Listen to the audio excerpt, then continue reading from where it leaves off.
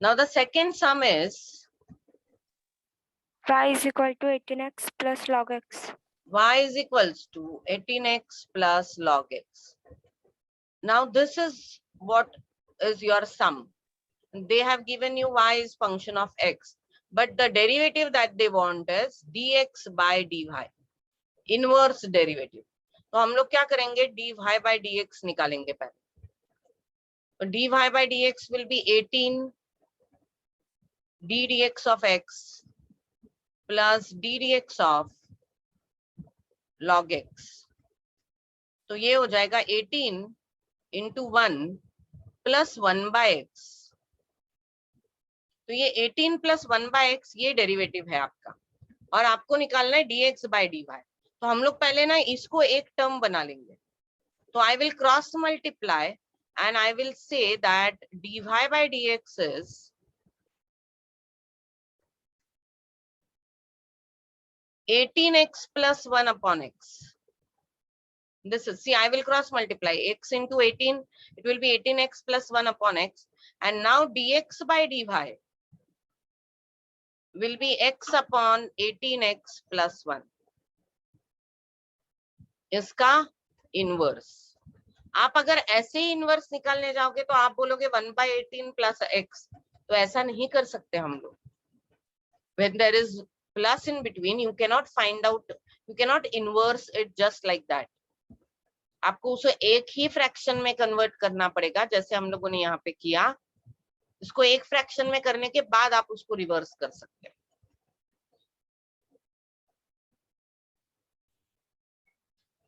Now this is another sum. We have to again find out inverse derivative. Inverse derivative मतलब क्या, dx by dy निकालना है, लेकिन मैं पहले इसका dy by dx निकालूंगी. तो dy by dx will be derivative of x e raised to x plus derivative of 7. 7 का तो डेरिवेटिव बीइंग कांस्टेंट 0 आएगा, और ये जो है x e raised to x का, इसका डेरिवेटिव आप प्रोडक्ट रूल से करोगे, क्योंकि ये दोनों मल्टीप्लाई हो रहे हैं. तो प्रोडक्ट रूल से वो क्या आएगा, e raised to x is constant, derivative of x plus x is constant, derivative of e raised to x. तो ये होगा e raised to x into 1 plus x into e raised to x. e raised to x को बाहर लिख देंगे, it will be 1 plus x. This is your dy by dx. तो derivative है ये dy by dx, लेकिन हमको dy by dx नहीं चाहिए, हमको चाहिए dx by dy इनवर्स. तो ये एक ही टर्म है, तो इसका इनवर्स हो जाएगा 1 upon e raised to x 1 plus x. आपने सिंपल इन्वर्टेंडो यूज किया यहाँ पे, और कुछ भी नहीं.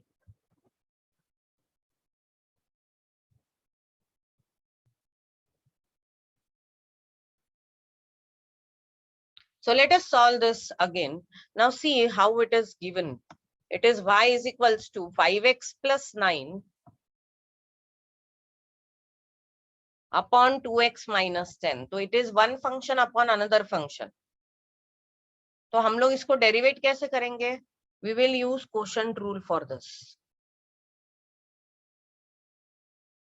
So I'll say denominator d dx of 5x plus 9 minus numerator constant, you will derivate the denominator.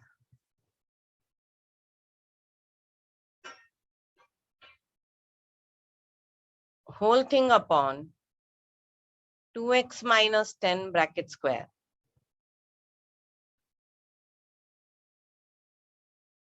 So I will keep this as it is, 2x minus 10. 5x plus 9 का derivative आएगा 5, क्योंकि 5x का derivative 5 आएगा और 9 का तो वैसे ही 0 आ रहा है. Minus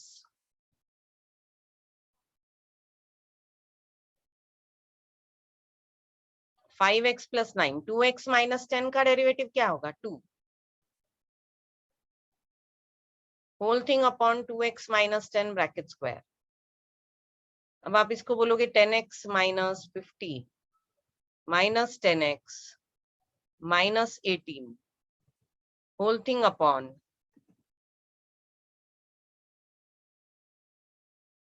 2x minus 10 bracket square. 10x तो कैंसल, ये मुझे पता था कि कैंसल हो रहा है यहाँ पे. 2x इंटू 5 10x आएगा, 5x इंटू 2 10x आएगा, प्लस माइनस की वजह से कैंसल होगा, इसीलिए हम लोगों ने उसको एक्सपांड किया. अगर कुछ भी कैंसिल नहीं होता था तो हम लोग उसको एक्सपांड नहीं करेंगे. Will not waste our time in expanding and then again factorization defactorization, no need. अगर कुछ कैंसिल हो रहा है, टर्म सिंप्लीफाई हो रहे हैं, तो ही आप उसको एक्सपांड करो. तो ये हो गया आपका dy by dx. तो इनवर्स क्या होगा उसका? dx by dy will be minus 2x minus 10 bracket square whole thing upon 68. This is your answer.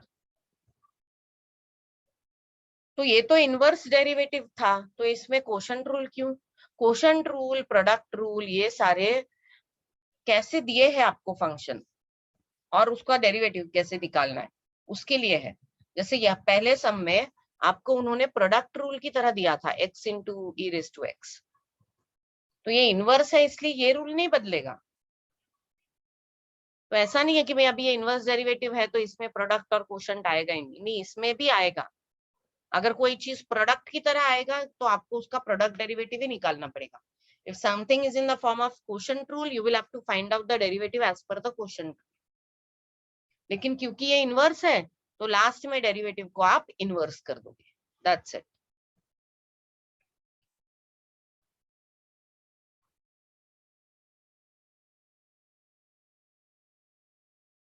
The sum is y is equals to 48x plus log x. इसका inverse derivative निकालना है, लेकिन हम लोग बोलेंगे पहले निकालेंगे सिंपल सा derivative. dy by dx 48 you will keep as it is, d dx of x plus d dx of log x. तो ये हो गया 48 into 1 plus 1 by x. तो इसका ऐसे ही तो इनवर्स नहीं कर पाएंगे आप. You won't be able to find out the reciprocal as it is.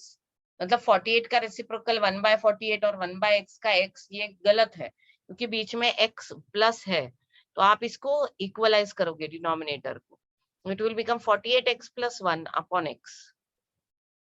So this is dy by dx. Now what is dx by dy? It will be completely reciprocal of this. It will come x upon 48x plus 1. This is your answer. Inverse derivative. Next sum. It is y is equals to 5 plus x square e raised to x. तो derivative निकालेंगे ना तो हम लोग को थोड़ा सा vigilant रहना चाहिए. 5 का डेरिवेटिव तो 0 हो जाएगा, plus x square e raise to x का जो डेरिवेटिव है वो प्रोडक्ट रूल के हिसाब से है. तो ये होगा e raise to x d d x of x square plus x square d d x of e raise to x. 5 का डेरिवेटिव हो गया 0, प्लस इनको हम लोगों ने प्रोडक्ट रूल के हिसाब से सॉल्व किया है, तो ये डेरिवेटिव आ जाएगा e raise to x 2x plus x square e raise to x. You can take x e raised to x common. x e raised to x common ले सकते हैं क्योंकि इधर भी एक x है और यहाँ पे भी एक x है और e raised to x तो दोनों जगह पे है. अगर उनको कॉमन ले लिया तो आपको मिलेगा 2 plus x.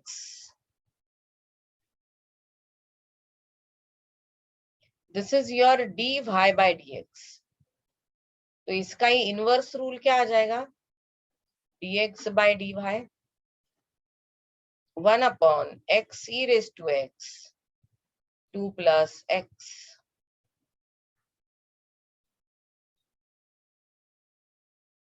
This is your derivative.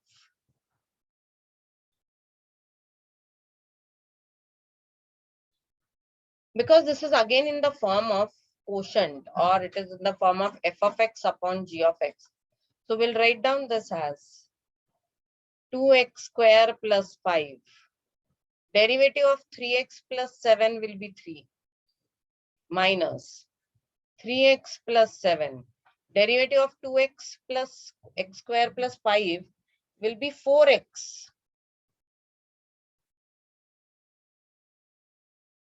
Why 4x? क्योंकि 2 कांस्टेंट है, x स्क्वायर का डेरिवेटिव 2x आएगा और प्लस 5 का डेरिवेटिव तो 0 आ जाएगा, वो 4x हो जाएगा उधर.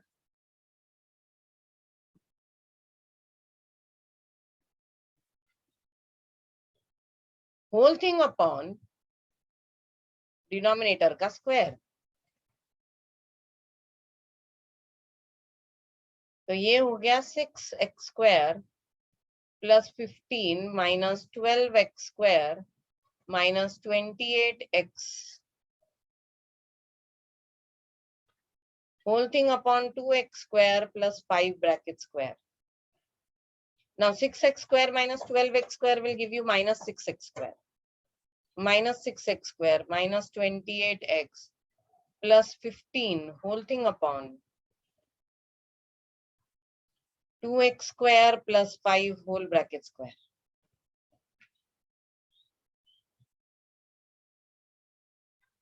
Now this is your dy by dx. How to write it as dx by dy? Simply reciprocate it. तो कुछ कैंसल तो हो नहीं रहा है.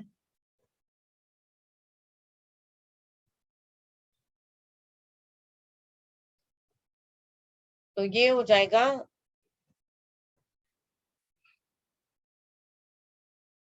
2x square plus 5 bracket square whole thing upon minus 6x square minus 28x plus 15. This is your answer.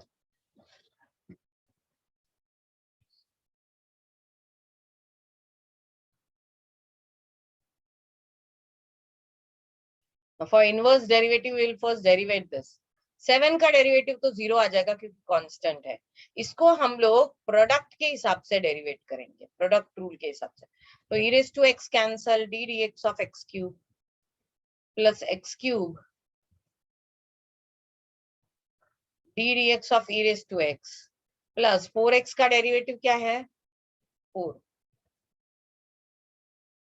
तो ये हो गया e raised to x 3x square plus x cube e raised to x plus 4.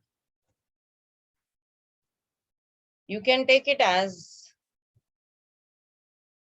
x square e raised to x into bracket 3 plus x plus 4. ये हो गया dy by dx. dx by dy क्या होगा? उसका reciprocal.